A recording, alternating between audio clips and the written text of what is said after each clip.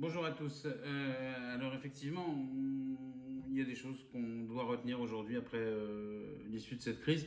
La première leçon qu'on doit tirer de cette crise du Covid, c'est qu'il faut absolument jamais repousser un rendez-vous chez le coiffeur. C'est ce que j'ai fait 3 jours avant le confinement. Résultat des courses, 3 semaines après, j'en étais à un pot de gel par jour, ou alors sinon je risquais de prendre des cailloux par les enfants dans les rues si je sortais. Donc première leçon, ne jamais décaler un rendez-vous chez le coiffeur. Deuxième leçon, pour nous, ce qui a été très important, c'était de faire le tri dans la somme colossale d'infos qu'on avait et dans celle qu'il fallait vraiment relayer au quotidien vers les acteurs de la pharma. J'avais aucune compétence pour être un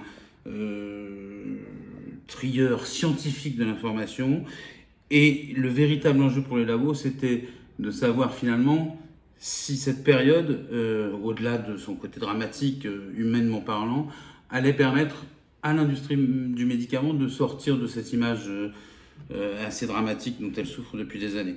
Donc l'idée, c'était de voir non pas comment faire, mais ce que faisaient les uns et les autres pour parvenir à exister dans cette crise, non pas comme des simples acteurs ou fournisseurs de médicaments, mais comme des véritables moteurs d'une solution plus globale. Et puis aussi dérouler le fil des polémiques, parce que de nombreuses polémiques, vous le savez, ont eu lieu pendant cette période. Des polémiques dont la pharma était beaucoup plus finalement la victime que l'acteur.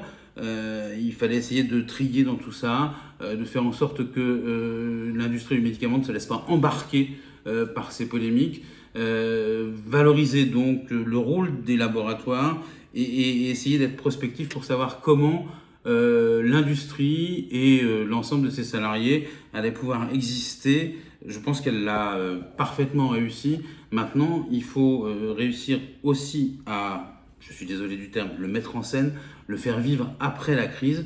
Et c'est le nouvel enjeu qui, à mon avis, aujourd'hui s'oppose à l'industrie. Au revoir.